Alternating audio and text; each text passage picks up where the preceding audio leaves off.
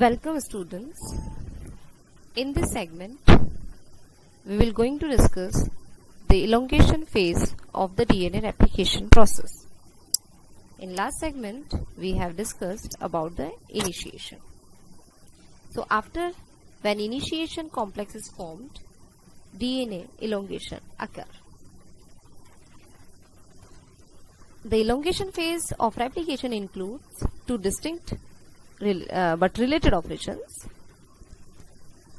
One is the leading strand synthesis and another one is lagging strand synthesis. And the several enzymes which are important for in the elongation phase.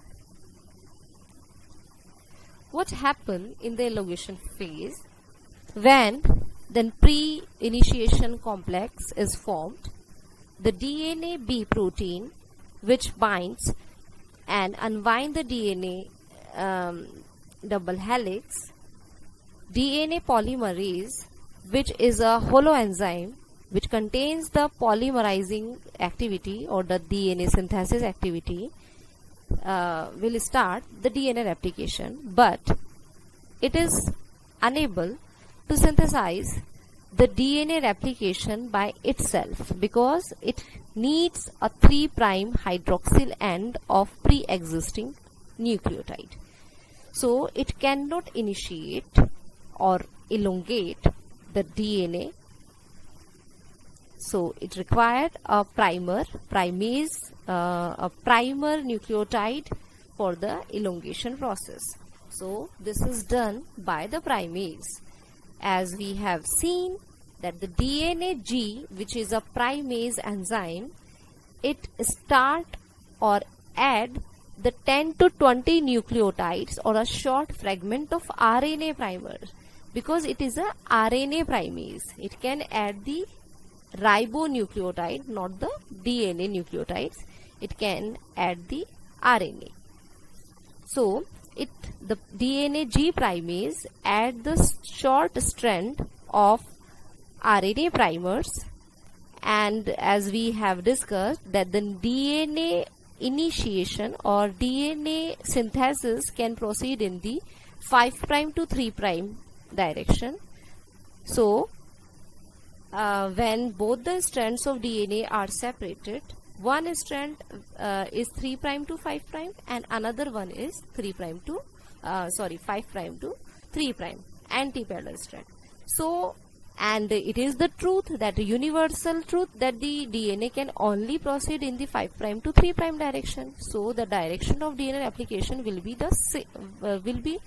one direction, but there is only one holoenzyme will proceed, which will do the replication. So how can it is possible that both the strands or the DNA replication can occur simultaneously at the both strands or at different direction with the same enzyme? So this process or this problem is solved by making the one strand as a lagging strand, or by making the loop in the one strand, and one strand is continuously synthesized. So when one strand which is continuously synthesized is known as leading strand, and the another strand which makes the loop in which DNA polymerase makes the loop is known as lagging strand synthesis. So what happened here? Primase comes, add short fragments of nucleotides in 5' to 3' direction in leading strand and in lagging strand also, and then DNA polymerase comes, but for it first of all beta clamp fragment comes, and beta sliding clamp which have the DNA binding domain. So only beta sliding clamp have the DNA binding domain and it can recognize the DNA. So but it doesn't have the energy to come here to move to recognize DNA molecules. So this is done with the help of gamma complex of this holoenzyme, and then the core enzyme which have the capability of DNA synthesis.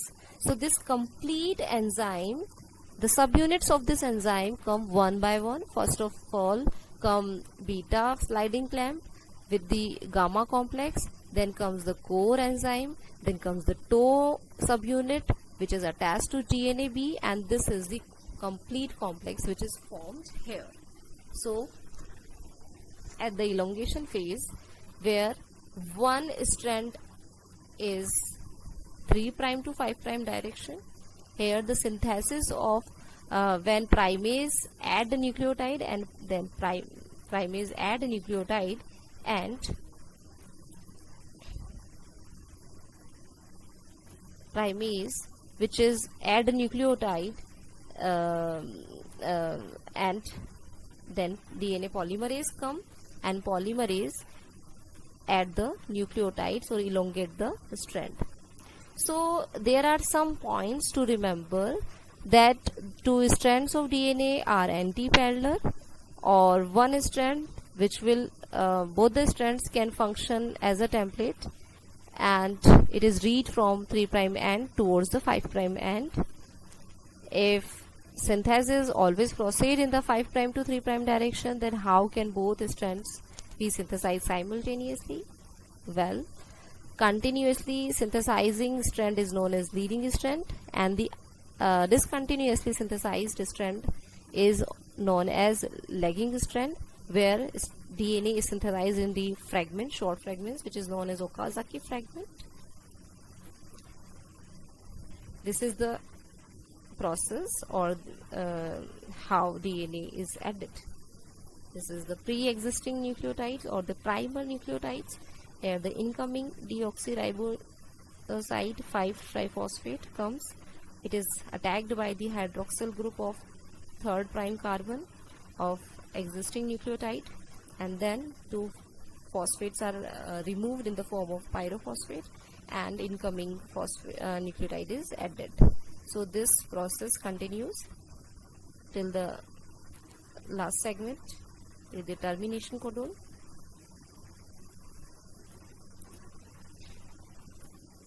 So what happened here? One strand is continuously, primase binds to DNAB, synthesize a primer, and then dissociate. But at the lagging strand, primase comes again and again for synthesizing the short strands, and then removed. So what happened here? What happened that the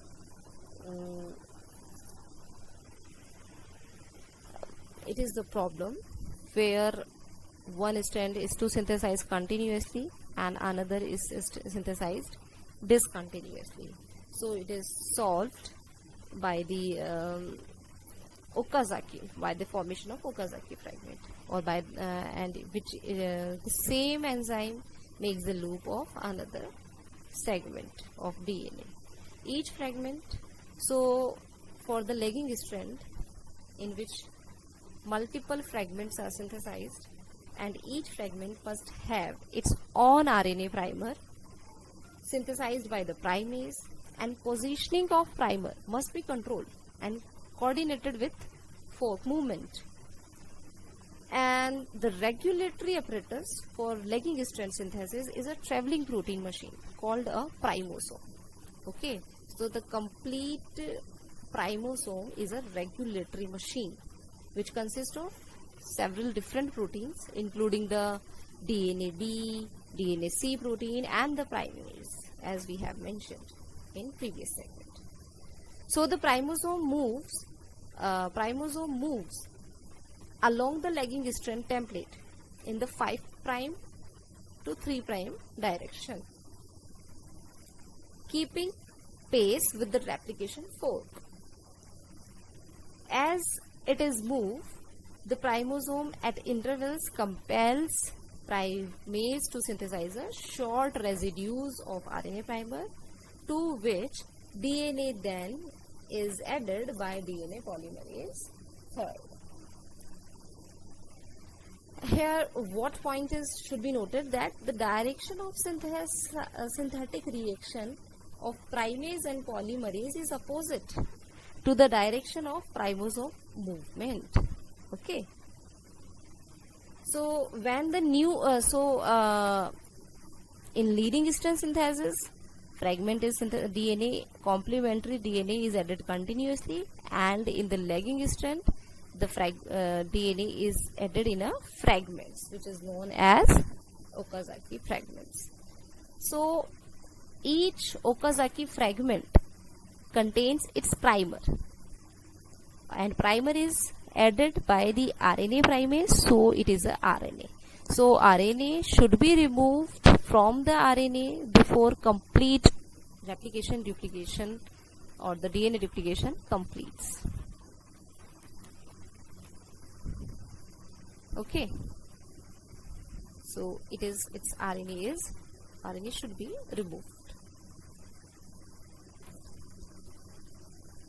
So what happened here, in leading strand it is continuous synthesis, so there is no need to remove the RNA primer or except the first stage, except the starting point. But in lagging strand it is quite complex. Here the final step of synthesis of lagging strand segments. What is it? This is the lagging strand. It's the template for the lagging strand, and it is the synthesized lagging strand. So what happened here?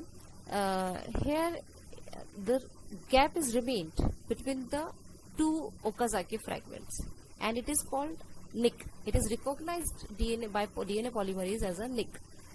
So DNA polymerase, as we know that DNA polymerase have both 3' to 5' and 5' 3' exonuclease activities. It can trim the DNA in both the direction, and it is very important for the nick translation.